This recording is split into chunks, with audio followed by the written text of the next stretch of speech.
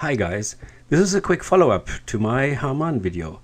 When I was in Germany in May and June, I was in contact with some people who are in touch with Professor Emeritus Dr. Jürgen Osing, a scholar of Egyptology at the University of Berlin and a renowned expert in the field.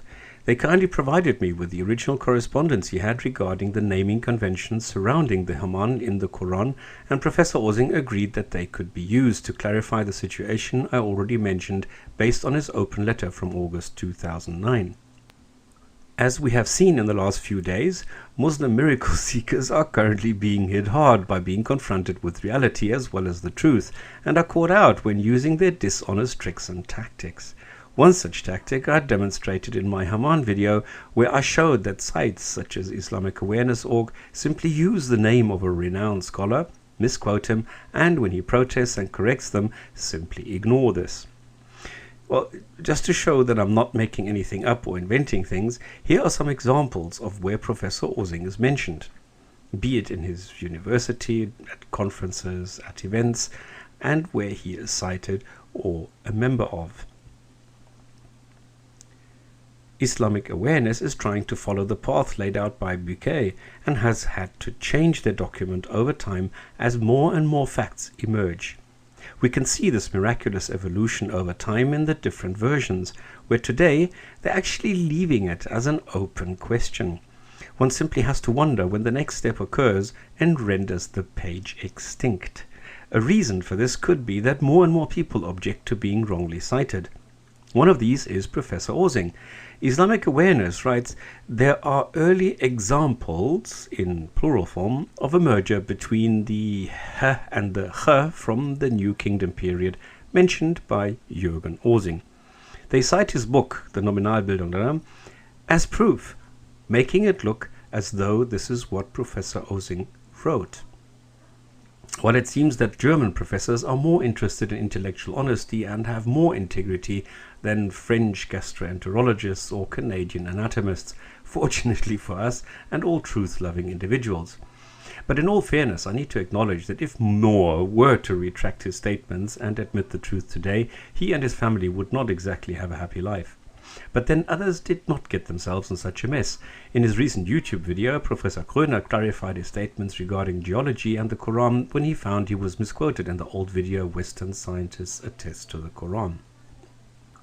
Well, now Professor Osing has consented for his original correspondence in addition to his open letter to be publicized to show what he really said and what he thinks of the way Islamic Awareness is abusing his name and reputation. In his open letter, my translation of which you can find in the description box, he calls the approach of Islamic Awareness self-righteous. As Ranke and as do other Egyptologists consider the -ch to be part of the name and not something that can simply be dropped. What Islamic Awareness is aware of, pardon the pun, is that there are several problems with the name and its vocalization of the Egyptian inscriptions and the Quranic texts. So, on top of suggesting that the last part of the name is superfluous, they also claim that the two types of H do not present a problem, as Professor Osing has said so, to try and make the name Haman of the Quran a match with the Egyptian hieroglyphs.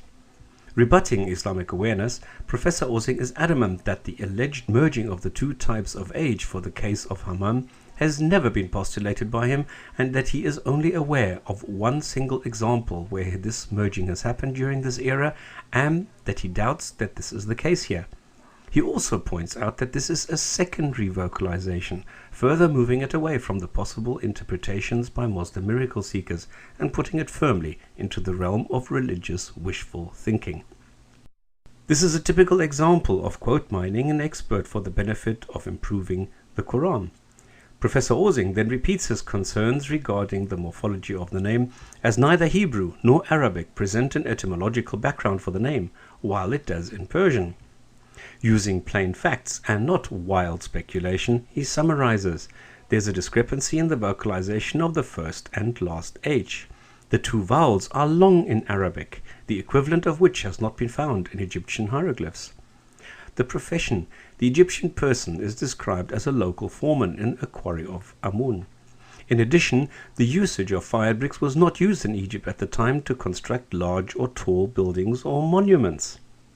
My own conclusion is there is no reason whatsoever to assume that the Haman of the Quran has been identified using the doorpost in the museum in Vienna as evidence. Let's take a look at their second expert quote.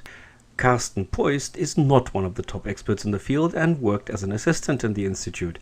In his book, Egyptian Phonology, he is quoted as saying, "It is presently impossible to decide whether the primary distinction was one of voice or one of place of articulation."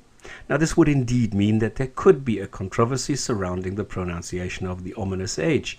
But what Islamic Awareness has done is simply deliver a typical quote mine, as the section is about the Coptic era.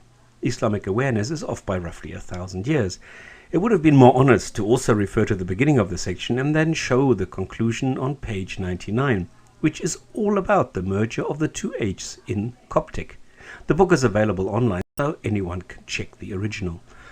This shows that if one just accepts the apparently so rational explanations of Muslim apologetics, one does so at one's own peril. Every single time I check these absolute and monstrous claims, I find that they are based at best on what you find plenty of in the Arabian desert: sand. Better luck next time. Thanks for your time.